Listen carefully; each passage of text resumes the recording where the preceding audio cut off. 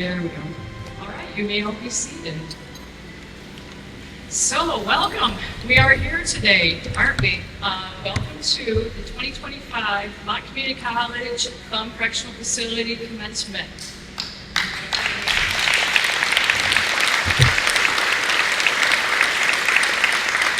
It's a great day for celebration. The rain held off. The humidity I can't guarantee. My name is Mary Cusack. I am the Second Chance Pell Program Coordinator, so I get to work with all of these fine gentlemen. I call them my guys, so if I slip and say my guys, these are my guys. This whole side of the house are my guys. And I couldn't be prouder to work with such a fine group of scholars, and it's a great day to celebrate their achievements. I want to give one quick bit of housekeeping, and I think I did talk about this a little bit to the families. We will have plenty of time for pictures after the ceremony. We will be taking pictures, and then you have time to get pictures with your loved ones. So no worries with that. We will have plenty of time to commemorate this moment on digital film. So I don't want to belay this because we need to celebrate our fine grads. We are going to have some remarks from Director Washington from the MDOC, Mott Community College's President, Shonda Richardson-Snell, and then Warden Artis from the Correctional Facility. I'm going to let them introduce their staffs when they get up here. But I do want to point out a very special group of people. We couldn't do this program without everybody you see back here and thousands of people more statewide behind the scenes that aren't up on this dais today. But it's my duty and privilege to honor our faculty members from Mott Community College. You guys can wave or stand.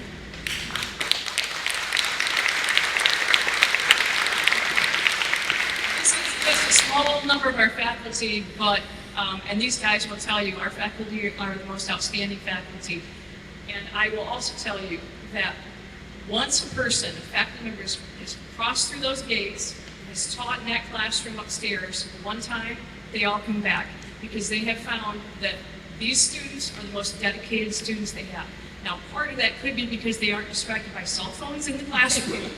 That helps a little bit, but also they take their education very seriously. They know that this is a life-changing time for them, and the faculty appreciate these students more than they do on the outside. And you didn't hear that from me, and I'm going to have them edit that out of the video. But they love you guys, and they respect you so much. And so, again, one more round of applause for my faculty.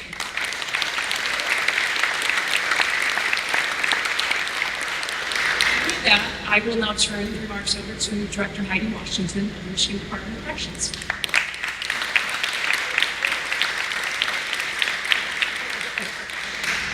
Hello and welcome, everybody. Yeah, this microphone is a little strange. Can you hear me? Yes. Okay. Well, it is great to be here today. I think this is about the, fifth or sixth graduation ceremony that I've had the privilege of attending over the last week, and really shows the commitment to education within the Michigan Department of Corrections. So I'm very, very pleased to be here. Before I address the graduates, though, I want to be sure and thank Mott, our partner in this endeavor, and I want to thank the MDOC Education Department, Kyle and Heather, and Heather's not here, but Dean McGregor and Dr. Taluki for all of the work that they've put in to make this program possible.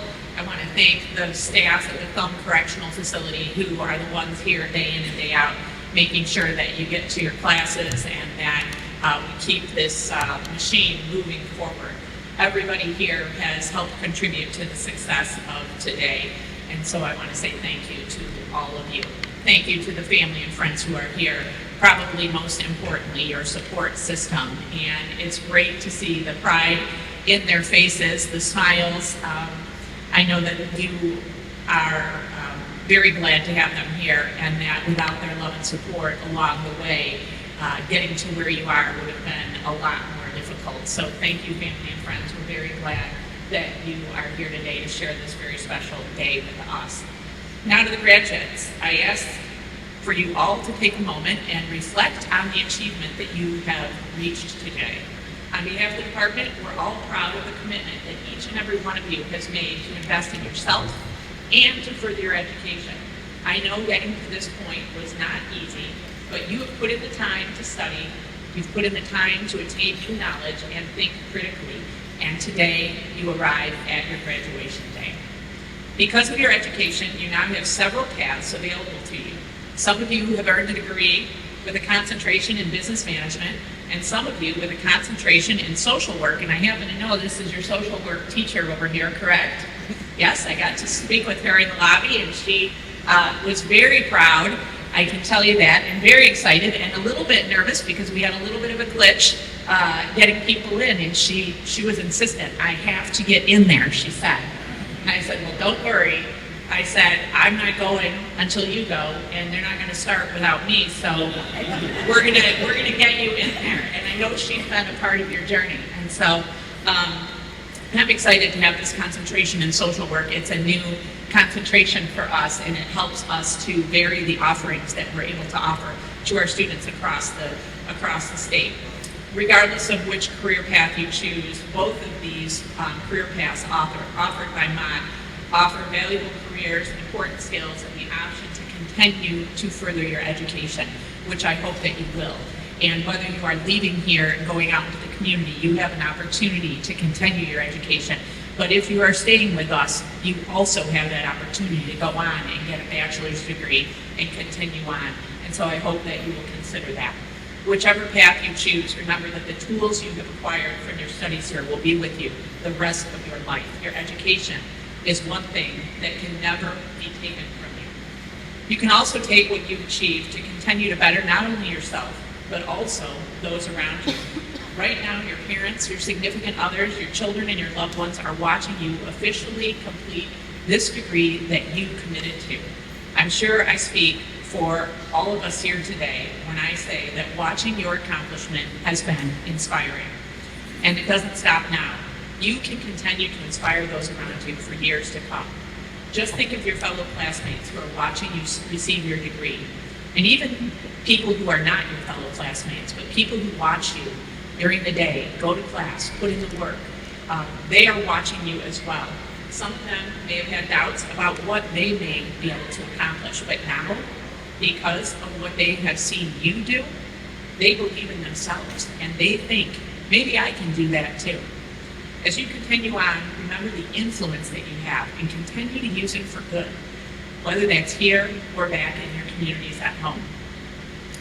Now, permanently part of your story, are the faculty and staff from Mott who have invested in your college journey.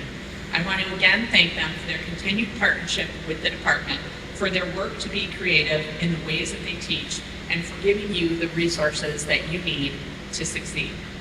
Today and in past years, Mott has equipped the men here at TCF with practical knowledge and skills that will have an impact on our communities.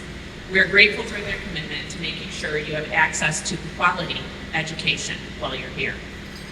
Part of our department's mission is promoting the success of those who find themselves in our care. So while this achievement is important for each graduate here today, it's also very important for the department. Thank you for helping us fulfill our mission. We believe in these opportunities as a department. You are proof positive of the outcomes that come from supporting them. We are committed to supporting programs like this one and will continue to invest in the tools to help you build a successful future. And right here at the Thumb Correctional Facility is a critically important piece of that puzzle, because if you live here, you know that there's something very special underfoot at the Thumb Correctional Facility. And that is our desire to turn the Thumb Correctional Facility into a place where every single person living here is enrolled in post-secondary education or vocational education.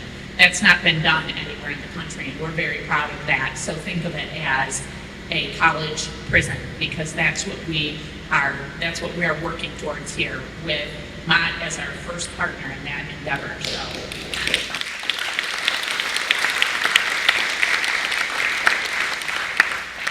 And why are we doing that? Because we know that it works. We know the transformational power of education. We know that when you light that fire in somebody and help you realize that you do have it within yourselves to learn and to succeed and to influence others, that that is, it's contagious, and it helps turn lives around, and not only your life, but the hope is that, again, it will inspire those around you to take that path, and hopefully one person at a time, we can change the community that you came from, maybe inspire somebody in your family to go into education and change the trajectory of their lives. And that's the power you hold. So don't ever underestimate your role in the big picture, right? And the grand scheme of things here. You have a huge role to play in it, and we are laying the foundation here for something that is going to be very special and be looked at across this country as a model for how to do prison education. So, one last thanks I want to give and announce is to our speaker, Larry Miller. He joined us here today to celebrate your success and share some of his wisdom. I'm not going to talk a lot about him, although I also got to spend some time with him in the lobby, so we got to know each other a little bit before your graduation, but he has an incredible story to tell, and it's inspiring. And he is an example of success. And as he and I were talking out in the lobby, you know, I said one of the things that I really look forward to and appreciate about whether it's our education programs in the vocational village, is having the opportunity to have people who have sat in your chair, who have walked in your shoes, who have been where you have been, to have them come back and be able to share their story and show you what success looks like, and hopefully inspiring you that you can do it too. You know, I can stand up here and tell you how great it is to get an education, and I can talk to you about all the opportunities that are there, but I think it's a lot more impactful coming from somebody who has experienced what you have gone through and has made it work. And so I'm very excited that Larry has traveled all the way from Portland, Oregon, to this beautiful humid day here in Michigan to speak to you. So before we continue, I want each of you graduates to reflect on the progress that you've made and the impact that you're already having. Today's celebration is about you and your accomplishments. So on behalf of the Michigan Department of Corrections, congratulations. And without further ado, I am going to welcome up President Snell to the podium, and she is going to share a few remarks with you. Thank you.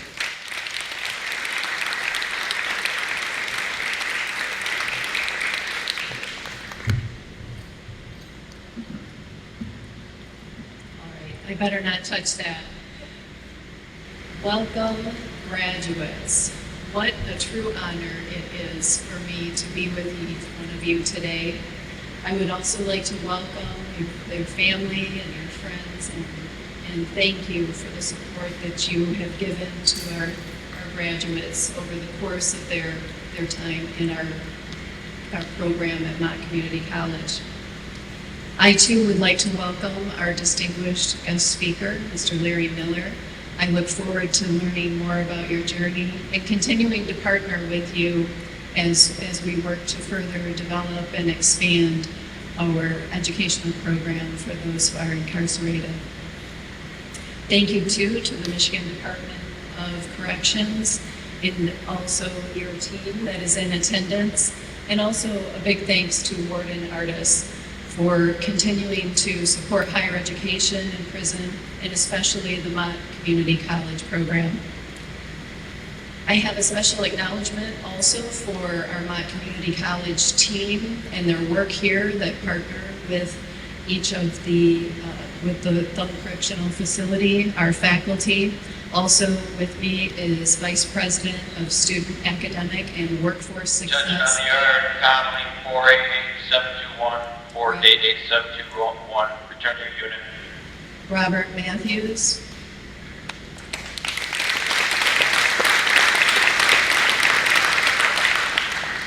And the Dean of Business at Mott Community College, Mr. Stephen Schubert.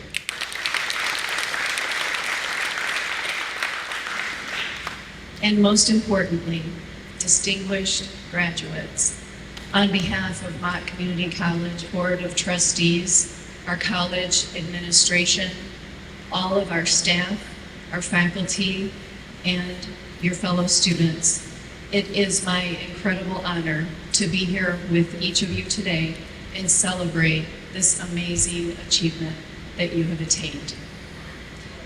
There is no greater joy in the work that I do in higher education than to be present at commencement ceremonies such as this. And do you know why these days bring me such joy?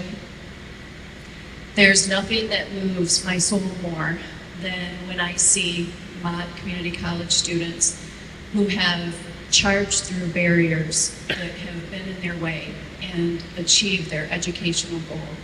Education is power. And that education that you have received is going to open many, many doors for you. The barriers that you have faced have been greater than most. And you have achieved something very significant. And I do hope that you see feel that sense of accomplishment and that it far, far outweighs your past.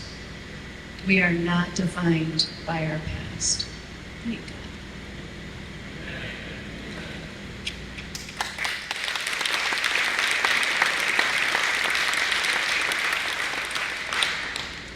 There are many doors opening before you, and I hope that you see them.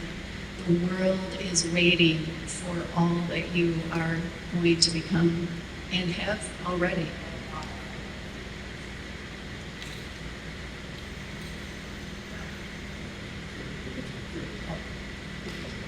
Thank you. I am so very proud of you, and I'm deeply inspired because it takes a lot of fortitude and stick-to-itiveness and pushing through those days when you really didn't feel like studying, but you chose to do it anyway. And look at all those honor cords. Now that speaks volumes of your dedication and your commitment, and I just can't say enough how proud I am to see that. One thing that we strive for as a Mott family is to provide an extraordinary student experience. And that's what we're focused on in 2025, providing top-line convenience and world-class service to our students, because our students come first in all that we do. You've added a new level of extraordinary to that philosophy. You are extraordinary times 10. You've bravely pushed past all that's behind you and focused your attention on what's ahead. You've taken full advantage of the resources that are offered to you, and that is to be commended. You understood that you could create a different path for your future, and you've chosen to change the trajectory of your life through education. Your MCC credentials, they're a launching pad for even more successes and achievements. Use it wisely and continue to build upon it. I encourage you to dream big, because all things are possible. Keep reaching for the stars and always go for the gold. I know that God is working a new story in your lives. You've dug deep, and you've pushed yourself to be the best you can be to achieve this milestone. You've been tested, and you've been refined, and you are overcomers. Overcomers, Revelation 21:7. Your new education credentials can lead you to a living wage paying job in the area that you're passionate about. Find what you're passionate about and do that. You'll be successful. And work is unto the Lord and not unto man. That living wage paying job will allow you to provide for yourselves, provide for your families, and contribute to our expanding economy. Always know that my door and the doors of my staff are open to you. I am one of your biggest champions, and I believe in you, and we believe in you. MCC, its staff, and faculty, and all of our resources will always be here for you. You are not alone on your journey. We are one Mott, a family, a community of which you will always belong. As you continue to traverse your path, may the Lord bless you and keep you. May his face shine upon you and be gracious to you. The Lord lift up his countenance upon you and give you peace. Congratulations to the Mott Community College graduating class of 2025.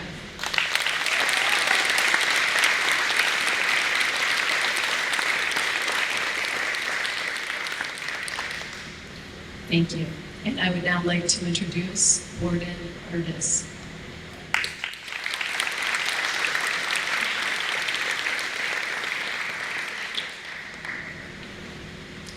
Good morning and congratulations to everybody. What an achievement. First, you are all truly a success. Today, you are officially graduates of Mott Community College. Second, I would like to thank Mott College and their program administrators, educators, and the MDOC administration for their participation in inviting you to this opportunity and celebration of you and continued education. Making the decision to further your education is a step to future accomplishments. They all start with the decision to try. The hardest part of any important task is just getting started.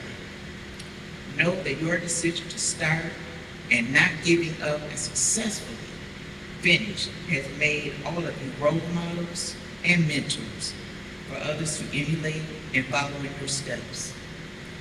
But today is not only your day, it also belongs to your proud families and loved ones. Those of you have been supportive and continue to be supportive.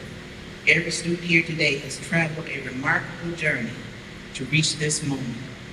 You took advantage of an opportunity to succeed. The toolbox you have now acquired will enable you to be an inspiration to others, probably starting within your own families. Education is a tool that you can carry and utilize for the rest of your lives.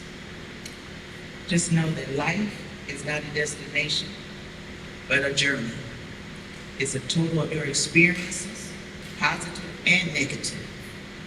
You can't truly enjoy the positive without experiencing and surviving some negative.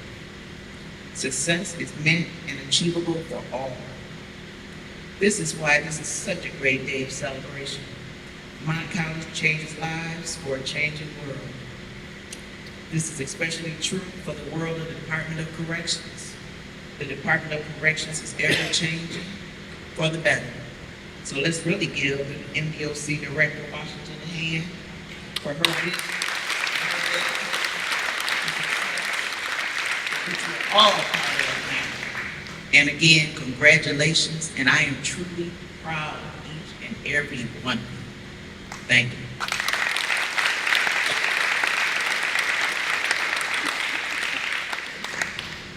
All right, it is now my privilege to introduce our class speaker, Mr. Anson Ruiz.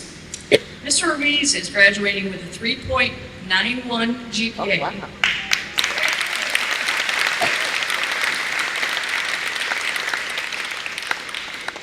You can start coming forward. I'll be done quickly. He's going home at the end of this year after 20 years of being incarcerated.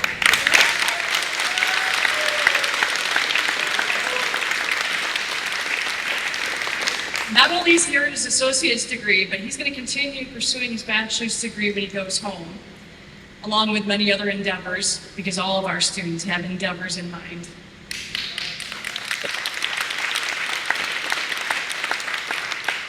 Raised in a household of 4 brothers and 1 sister, He strives to continue to uphold the example of what his parents and his siblings instilled in him in hopes of making them proud. And I hope he's made you proud, wherever the family is here. I introduce to you Mr. Anson Marie.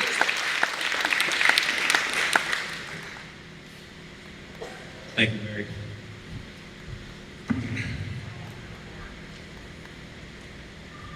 Graduates in attendance, I'd like to ask you all a question. What kind of impact do you want to make in your life? Although we cannot erase what put us in here, it doesn't have to define who we are. We can create something through our accomplishments here today that can set us up on the road to success.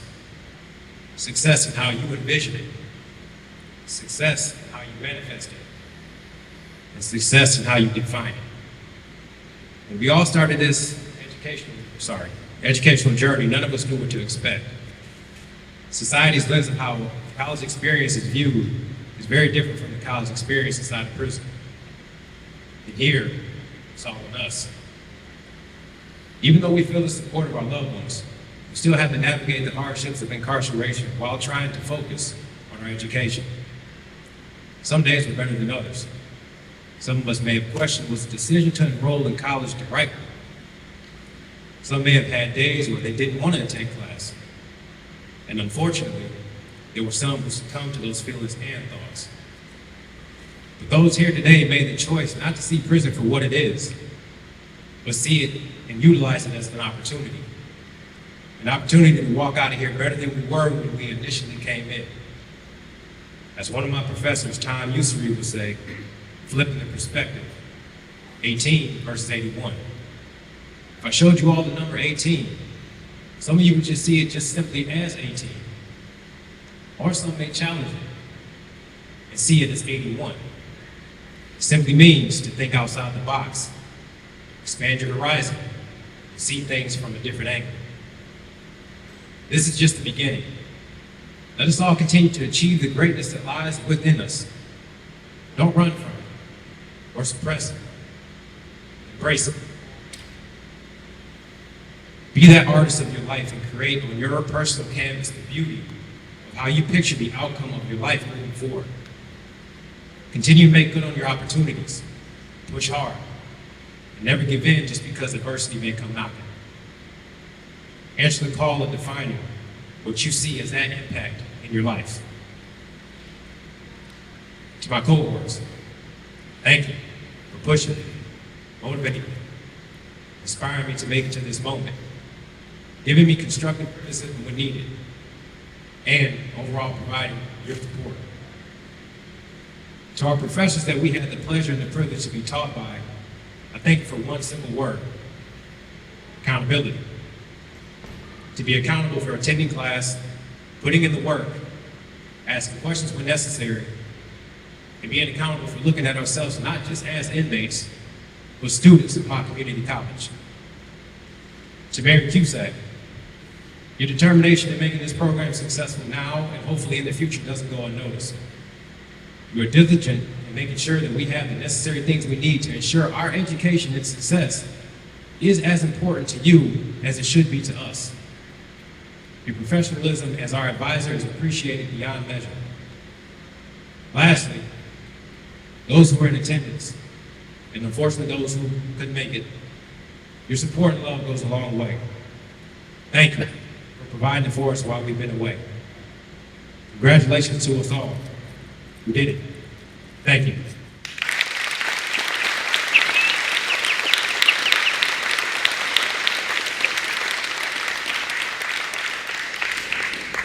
There was part of that speech that he did not say when he was practicing yesterday.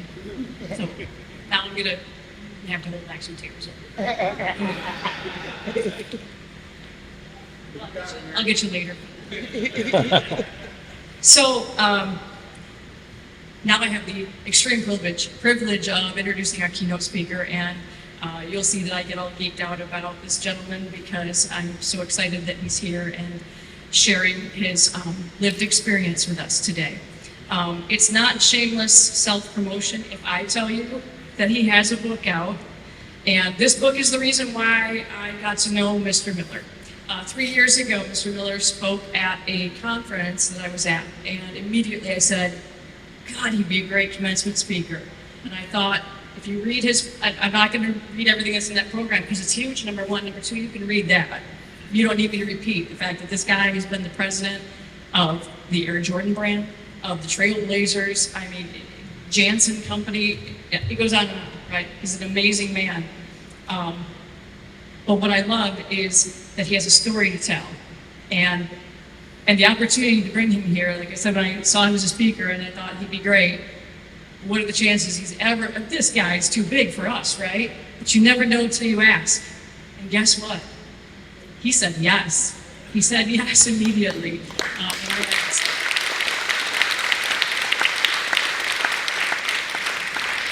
So I'm blown away not only by his story, but basically anybody gets a book written, to me, is an amazing feat alone.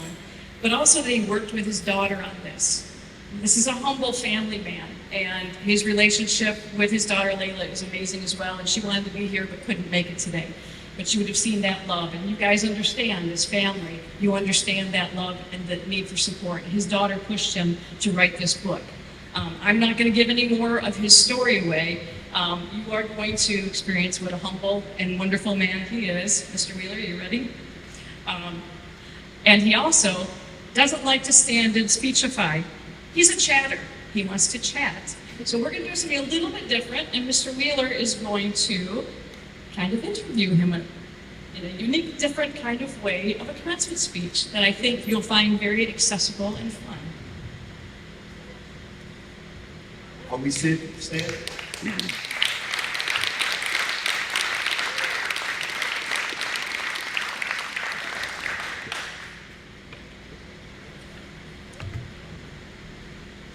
Test it.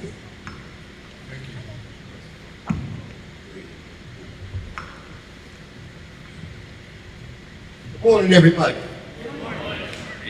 I had the privilege to be in the room when Mayor Cusack said this is who you want for this speaker. And I had no idea what an amazing person this was. I'd like to thank you for coming and spending your time with us. It means a lot. I've been here 32 years, and it'd be hard to get people in here to really come, you know what I'm saying? Especially if this matters to me. Thank you.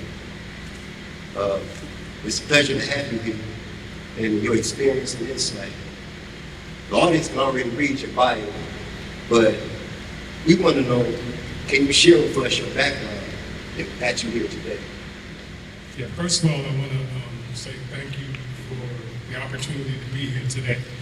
And it's amazing to me what the Department of Corrections here in Michigan is doing, what this institution here is doing, and what my community college and the other schools that are involved in this program are doing. Because to me, education is the key. It's what provides the opportunities to change people's lives. And so for me to have the opportunity to be here today and share this incredible occasion is amazing. So thank you for inviting me. I think, so just to kind of tell a little bit about my story, I grew up in Philly, West Philadelphia, born and raised.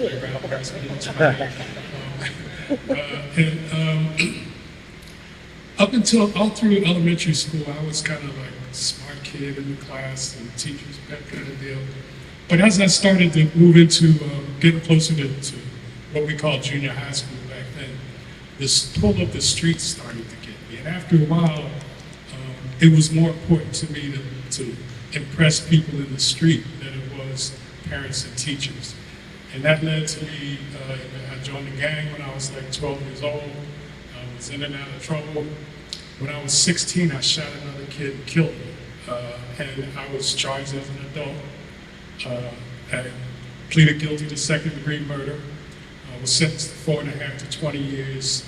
Did the 4.5, got out, went back to my old community, old neighborhood, and fell right back into the same kinds of things. And the last time I was arrested, I had 5 armed robbery charges. And when I got to prison this time, I had made my mind up that I wanted to change my life. I didn't want to live that life anymore. My oldest daughter had been born, and I wanted to be there for her, and so it was like, I don't want to live this life. But I didn't know what to do. I didn't know how to change my life. I knew I wanted to do something different, but I didn't know what. And that's when I kind of discovered the fact that education was what could help me to change my life. When I got to the prison, I found out they had a program where you could take college classes inside the jail and then actually move into these trailers that were outside the jail wall, live in those trailers, and leave every day and go to school and have to be back by 8 o'clock at night. When I heard about that program, my first thought was, if I got a new job, that's how I'd rather do it. But my second thought was, this could be an opportunity to see if education can really change my life, if I can really do something constructive and positive with my life. So I got into that program, got my associate's degree through that program, then moved to a halfway house in North Philadelphia, transferred my credits to Temple University, and got a bachelor's degree in accounting. Of all things, as a criminal, I decided to be an accountant. Got my bachelor's degree in accounting, started working for Campbell Soup Company, and they had a program where they would reimburse you 100% if you took a college class. So I saw that as free money, and I ended up getting my MBA, my master's degree, excuse me, while I was at Campbell Soup, and they basically paid for it. Worked at Campbell Soup for 5 years, moved around to a couple other companies, and actually ended up moving to Portland, Oregon. And I didn't know anything about Portland, Oregon, except Portland Trailblazers. That's the only thing I knew about Portland. Ended up moving to Portland, working for a company called Janssen. Worked there for 5 years. Started there as the controller, ended up being the president of Janssen. And while I was there, I actually helped put a deal together between Janssen and Nike. Nike also was in Portland. And so I was able to put a deal together between Nike and Portland. And that led to me actually getting a job at Nike. When I started at Nike, my first role was head of apparel in the U.S. And I didn't realize it at the time, but when I started at Nike in 1997, I was the first black vice president in the history of the company. And I didn't realize that until after I got there. But I felt like that put some added pressure on me. Now, I'm opening the door for other people that look like me. So I did that for about 1.5 years, and at that point, Michael Jordan was about to retire from the Bulls for the second time.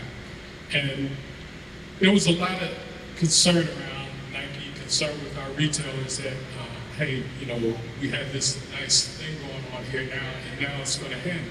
Because the formula was, we make a cool shoe, we do some advertising with Bugs Bunny or Spike Lee or somebody, and then Michael Jordan wears that shoe 82 games into the playoffs. That was the formula to sell shoes. And now that he's retiring, we're taking a big piece of that formula out. And so there was a lot of talk, what's going to happen here. And myself and a few other folks thought that there was an opportunity to take that logo and actually create a brand. And so I was asked by Michael Jordan and Phil Knight, who was the founder of Nike, to put a team together and put strategies on how we were going to take that logo and actually create a brand. And I know for a fact that my experience and the things that I brought to the table that nobody else could have brought to the table actually helped us to build that brand. And when I say things that I brought to the table, I'm talking about my experiences in prison, I'm talking about my experiences in the street, because it gave me a certain perspective that I could see things and understand things about our consumer base, about how we should be approaching consumers based on the experience that I had up to that point. We were able to do a pretty decent job. When we started out, the Jordan business was about $140, $150 million. This year, we're going to be somewhere around $8 or $9 billion. So we did a pretty good job with building that. But the thing about it for me, all along the way, no one knew about my story. When I was about to graduate from Temple,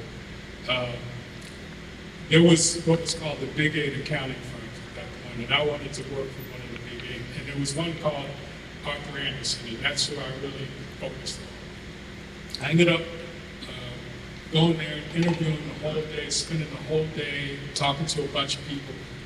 And in the back of my mind all day long, I'm thinking, should I share my story with these folks? Because all they knew is I was a young black man about to graduate with honors, and they were interested and I was interested. So I get there and I spend the whole day, and like I said, I'm thinking, should I share my story with these folks? And finally, I get to the last person, and I decide I'm going to share my story with this guy. So I start to tell him my story, and as I'm talking, I can see his face changing, not in a good way. And finally, I got done, and he said, "Wow, that's an amazing story." He reached in his pocket and he pulled out an envelope. He said, "I have an offer letter here that I was all ready to give you, but I can't give it to you now." He said, "I wish you the best, but I can't hire you." And at that point, there were a couple of things that went through my head. The first one was, this has been a waste of my time. They're never going to let me, with my record and my background, they're never going to let me build a career. They're never going to let me be anything other than who I've been up to this point. And it was almost like this is a waste of time. I should just give up and go back to what I know. But I decided I wasn't going to give up, that I was going to continue to move forward, and that I was going to continue to push and try to realize this vision, this dream that I had of becoming a professional. But I decided also at that point that two things I decided. One, I wasn't going to go into public accounting, but it's because it's too much scrutiny there, and I just figured I will do public accounting. But the other decision I made at that point was that I wasn't going to share my story with anybody ever again. If I was asked about it, I wasn't going to lie.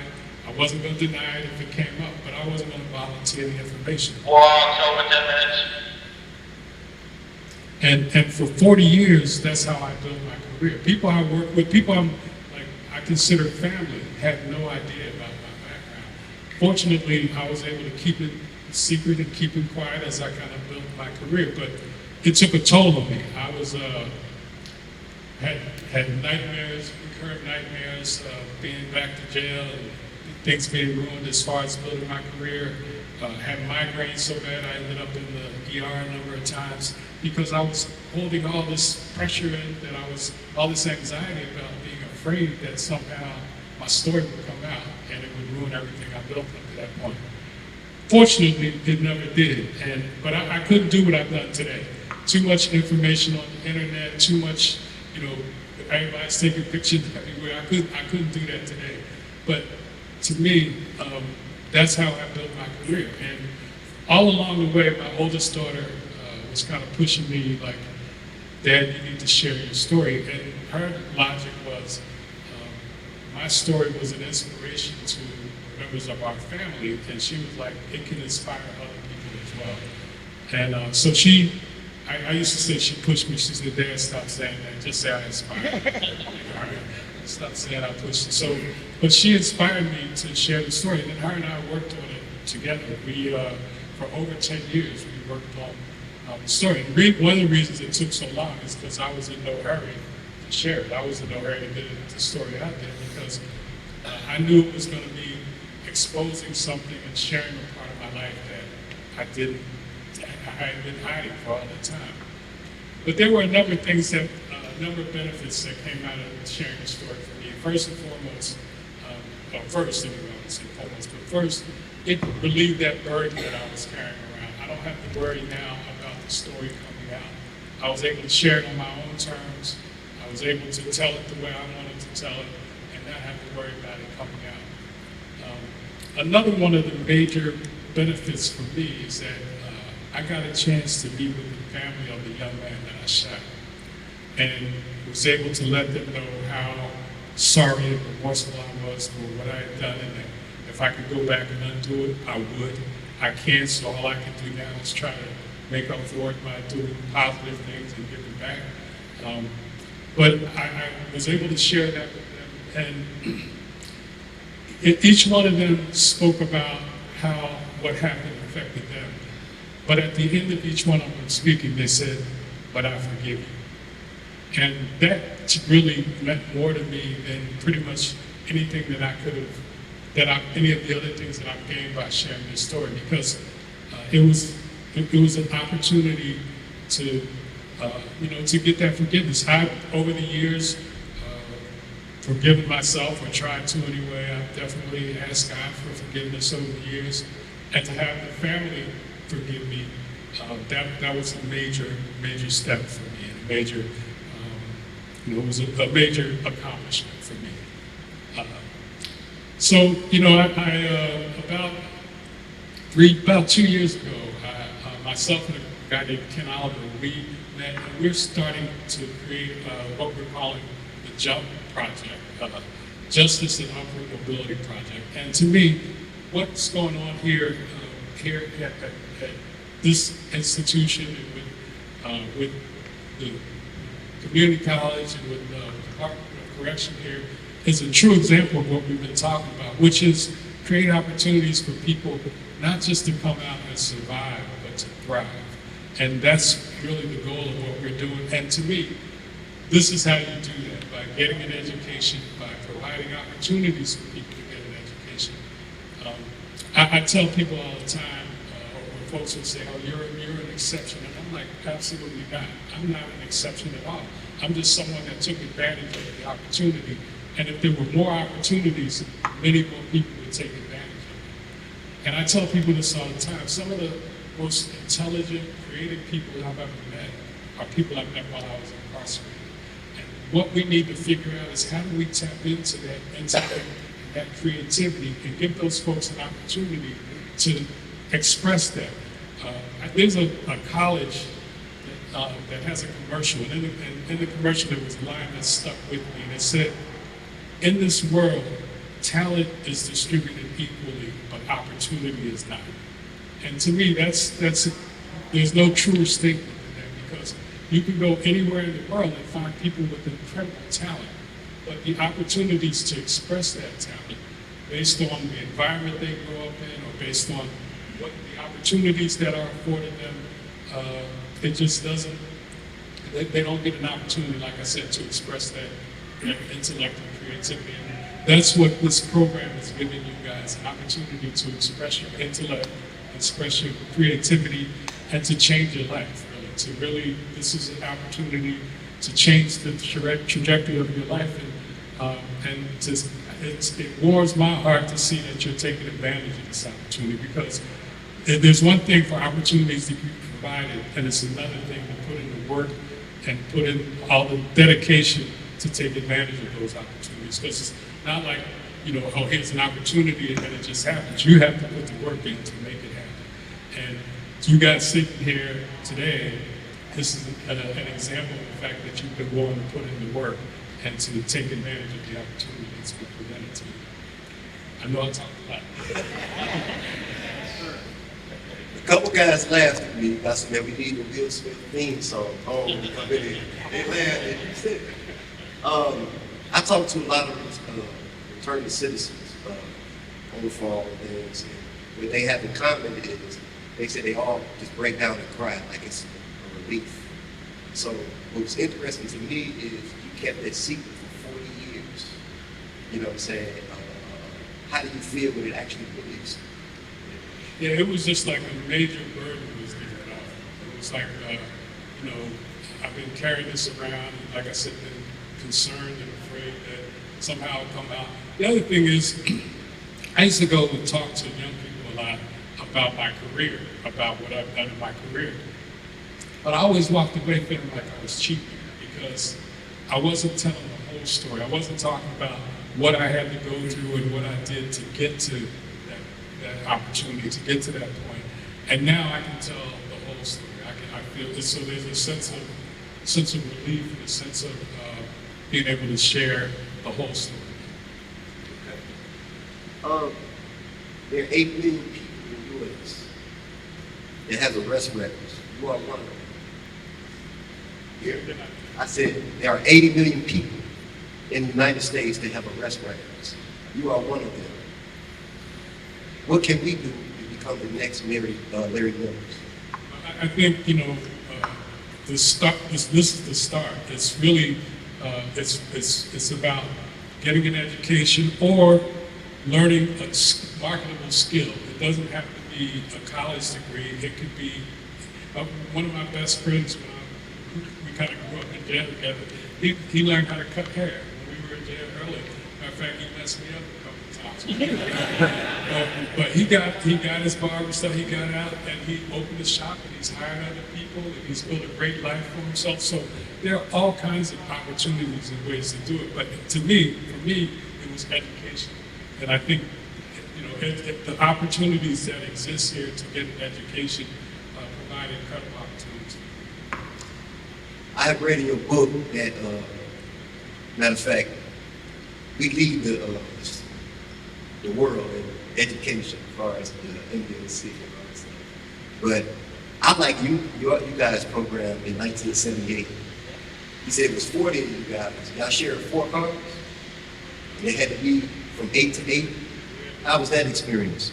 So it was amazing. You had to you lived in those trailers. We left at 8 in the morning, and you had to be back by 8 at night. And if you were late, they took you right back inside. So there were times we'd be pulling in at 7:59, just making it in under the skin. But that was an opportunity for me to also be in an environment that wasn't a prison environment. Because there's one thing to get the education, but when you're starting to build a career, starting to try to get jobs, there are a lot of other things that go into it. For instance, the interview process. I didn't know anything about how to interview for a job. So when I was about to graduate from Temple, I took a number of interviews early on with companies that I knew I didn't want to work for whatever reason. But I needed to practice because I didn't know how to interview coming from the street. So I took on those interviews, and by the time the companies came in that I was interested in, I was ready. I knew all the right questions to ask, I knew the right answers. But those are the kind of things that, the degree won't teach you that, but you have to also figure out how to, learn those other skills that are needed as well when you're trying to build a career, trying to build a life. I found out from the director that you guys are able to get birth certificates, driver's license. Those are important things that when you get out, in order to establish yourself, you have to have those kinds of things. And so the fact that the institution provides the opportunity for you to get them is major. Thank you. We're going to remember this day for the rest of our life. There you go.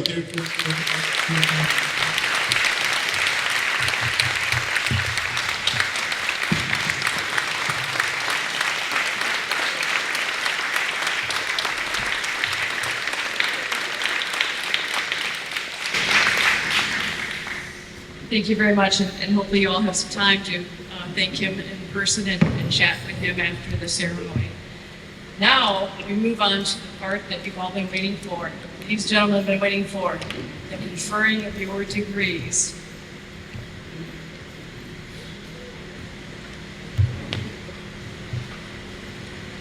On behalf of the state of Michigan and the Board of Trustees of Mott Community College, by the power invested in me, I hereby confer upon each of our 16 graduates here today the degree of Associate of Arts in Business Administration and also Associates of Arts in Social Work. And now, on the count of 3, each of you may move your tassels from left to right. 1, 2, 3.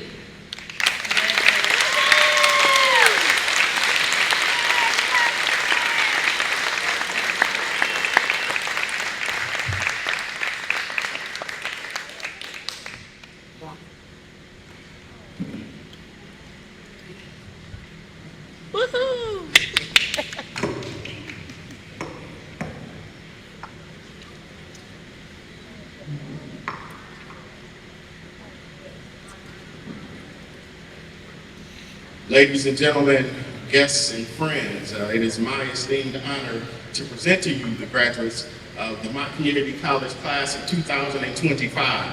Can we hear it for the graduates? Can we hear it for the graduates?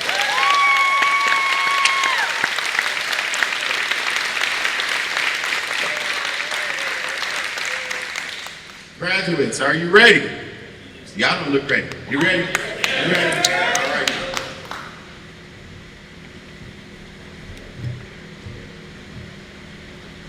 Robert Arians.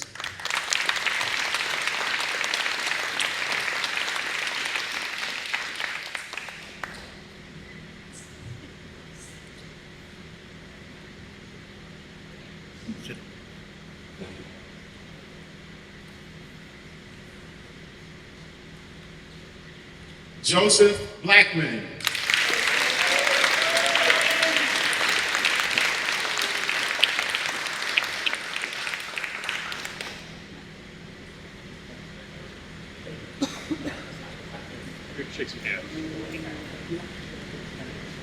Richard Carter. Yo, yo!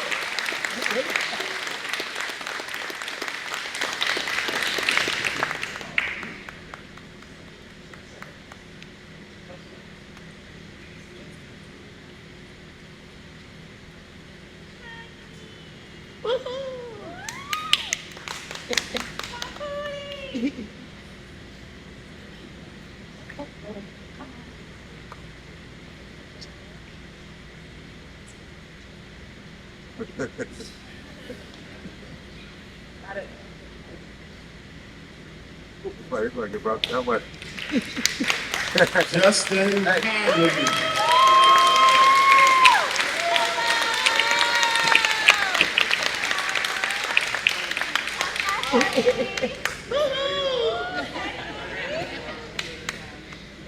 Frank Farkas.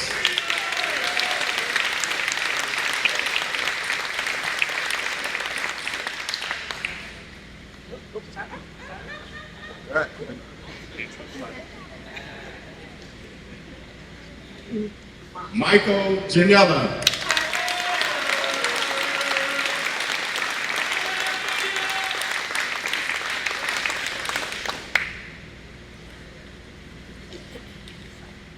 Jim Henry.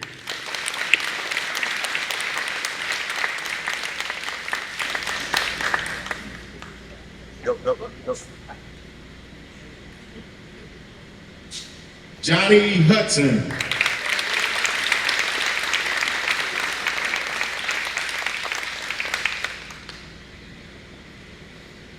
Joshua Mitchell.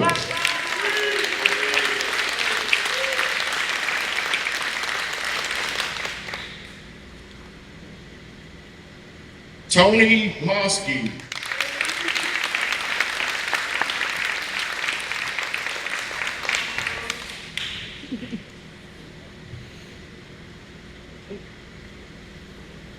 Ross Oliver.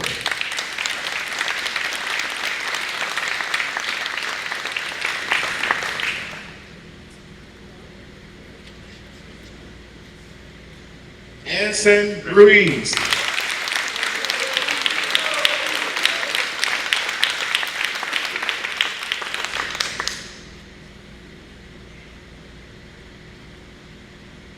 Eric Sadowski.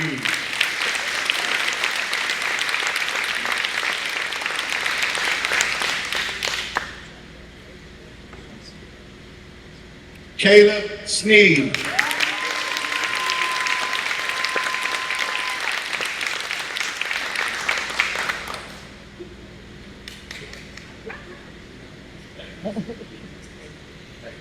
Lee Stern.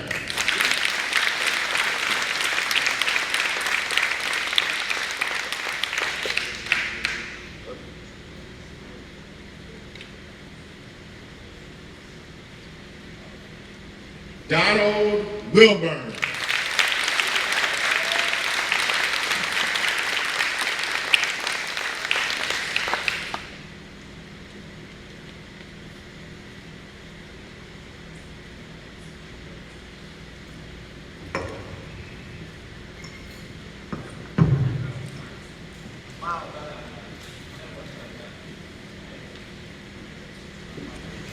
So in the closing of our ceremony, I just want to say congratulations to you all for your accomplishments. And we know that, as was stated earlier, this was not an easy task for you all, but We appreciate you for your accomplishments and want you to know that Mott Community College is here for you, whether it's here or when you're home. And we encourage you to keep pressing forward. Keep pressing forward. Congratulations to our graduates.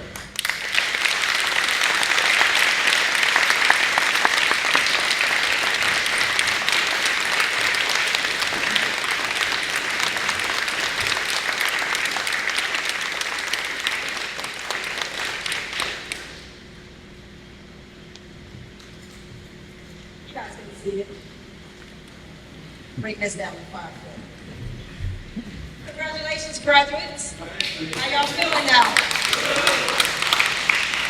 We got some inspiration in the room today. I want to start out with you guys. You guys have inspired me today. This is the best part of my job, is coming to graduation. So I want you to know that you guys have inspired me. I'm going to push forward and do my job even better. Under the direction of Director Washington, I have the pleasure of working with 12 different post-secondary colleges within 16 of our correctional facilities. And I am gracious to be a part of making her vision a reality. So thank you for your leadership, Director Washington. Thank you, Mott, for your partnership. Mary, your hard work and dedication. Without her, you guys would be lost. She is very passionate about her job, and I'm sure she is going to continue to be passionate. So I look forward to working with you in the future. Regardless, thank you for your leadership here and for all the hard-working staff here at the Belt Correctional Facility. You guys have been nothing but professional. You catch the curveballs, which I heard you had a little bit today. We don't know you caught curveballs. So thank you for always being professional and allowing us to do what we do here. I want to also thank the families for coming here. Without you and your support for our graduates, it will probably be impossible for them to complete their tasks. So thank you for stepping up and being a support system for them. With that being said, I'm going to close this graduation ceremony so you guys can spend time with your families. First, before we dismiss, you guys need to take a class picture. So upon this closing, just step over to the backdrop, you'll take a class picture, and then after that, you will actually get to take family photos with your family. You can grab a seat, you guys can go ahead and partake in the food. I won't split you up because it's only 16 of you, so after you guys take your class pictures, just find your family, have a seat, and you guys can come up one by one and get your photos with your family. Other than that, congratulations, and Mr. Miller, thank you for being an inspiration as well. I hope that the guys heard your story.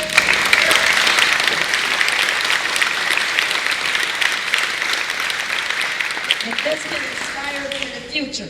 For you guys sitting in the back, we'll do this party next year. Same time, just with some different graduates. Congratulations, 2025.